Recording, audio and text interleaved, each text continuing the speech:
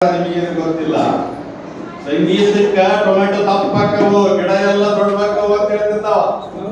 Just imagine what is the music. Music is having some magic.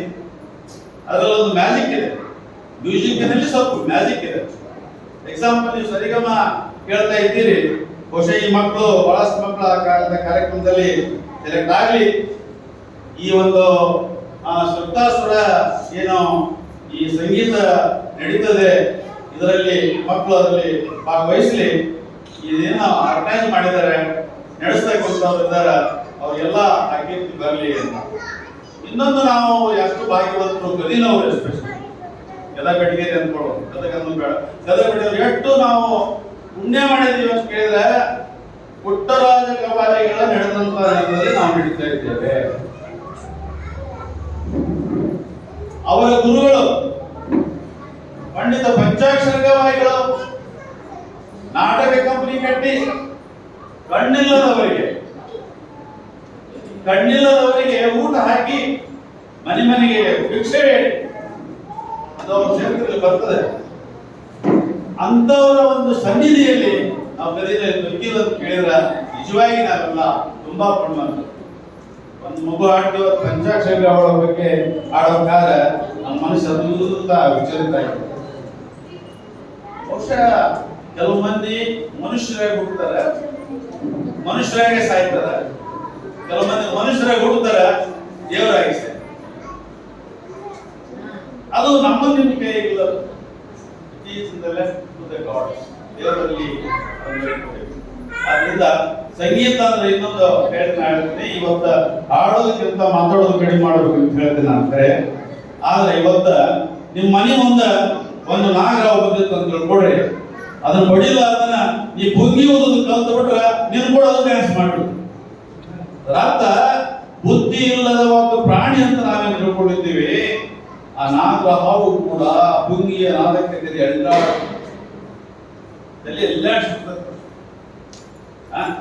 ಅಂದ್ರೆ ಆ ತಪಸ್ಸು, ಸಿದ್ಧಲಿಂಗೇಶ್ವರ ತಪಸ್ಸು ಮಾಡಕ್ ಕುಂತಾಗ ಅವರಲ್ಲಿ ಏನೋ ಒಂದು ಅಂತರ್ಧಾನದಲ್ಲಿ ಇದ್ದಾಗ ಸುತ್ತಲೂ ಅವರ ನೋಡಿದ್ರೆ ನೀವು ಫೋಟೋದಲ್ಲಿ ಸುತ್ತಲೂ ಹಾವುಗಳು ಹಿಂಗ ಹಿಡಿದುಕೊಂಡು ಗೊತ್ತೋ ಅವ್ರು ಕಡಿತಿದ್ದಿಲ್ಲ. ಒಂದು ಎಲ್ಲ ನಮ್ಮ ಭಾರತದ ಸಂಸ್ಕೃತಿಯನ್ನ ನಾವು ವಿಚಾರ ಮಾಡಿದಾಗ ಈ ಸಂಗೀತದ ಬಗ್ಗೆ ಎಷ್ಟೊಂದು ಅದ್ಭುತ ಅಂದ್ರೆ, ಭೀಮಸೇನ್ ಜೋಶಿ ಅವರು ಹಾಡ್ಲಿಕ್ಕೆ ಬಂದು ಬಿಟ್ರೆ ಅವ್ರ ತಾಯಿಯವ್ರು ಈಗ ಹಾಡಿದ್ರು ಗಣೇಶನ ಬಗ್ಗೆ, ಅಲ್ಲಿ ನನಗೆ ಭೀಮಸೇನ್ ಜೋಶಿ ಅವ್ರದ್ದೇ ಜಾಸ್ತಿ.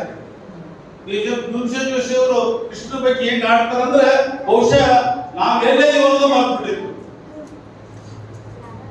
ಅದಕ್ಕೆ ದಯಮಾಡಿ ನೀವೇನು ಪ್ರಾರಂಭ ಮಾಡಿದ್ದೀರಿ ಅವರಿಗೆ ನನ್ನ ಪರವಾಗಿ, ಸಮಸ್ತ ಸಮಾಜದ ಪರವಾಗಿ ಮೊಟ್ಟ ಮೊದಲು ಅವರಿಗೆ ತುಂಬಾ ಧನ್ಯವಾದಗಳನ್ನು ಅರ್ಪಿಸ್ತೇನೆ.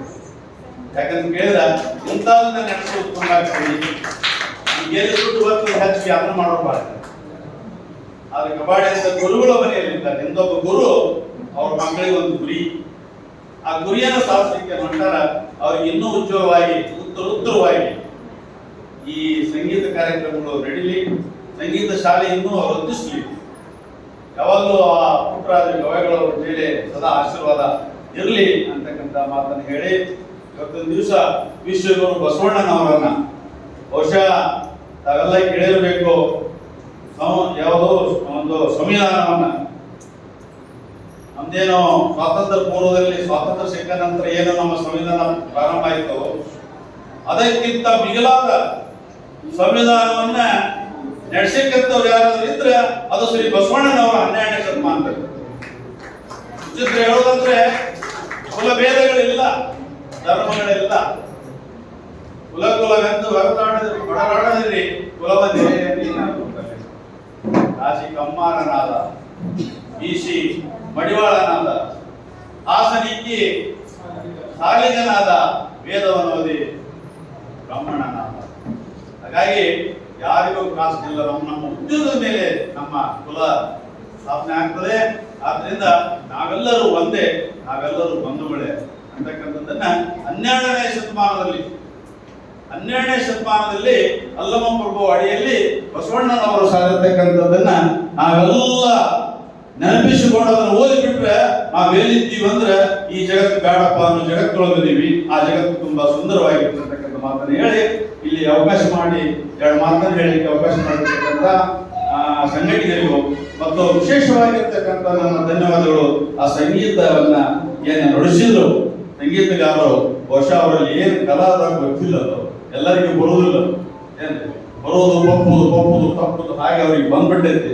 ಅದರಿಂದ ಆ ದೇವರು ಇನ್ನೂ ಅವರಿಗೆ ಹೆಚ್ಚಿನ ಶಕ್ತಿಯನ್ನು ಕೊಟ್ಟು ನಮ್ಮ ಮುತ್ತಿನ ಮಕ್ಕಳು ಏನು ಆಳಲಿಕ್ಕೆ ಹತ್ತಾರ ಅದು ಅತಿ ಸುಂದರವಾಗಿ ಆಳಲಿ ಅಂತಕ್ಕಂಥ ಒಂದು ಮಾತನ್ನು ಹೇಳಿ ಎಲ್ಲರಿಗೂ ತಾಯಂದಿರಿಗೂ ಕೂಡ, ಯಾಕಂದ್ರೆ ತಾಯಂದಿರ ಮುಗಿಸಿದ್ರು ಒಳಗೆ ತಂದೆ ಬರೀ ರೊಕ್ಕ ತಂದು ಕೂಡ ಅಷ್ಟ ತಾಯಿ ಹಂಗೆಲ್ಲ.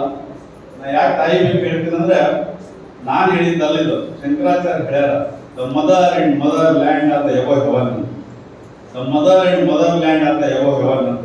ಯಾಕ ತಾಯಿ ನಡೆಯುವ ಭೂಮಿ ಆ ಸ್ವರ್ಗಕ್ಕಿಂತ ಹೆಚ್ಚು.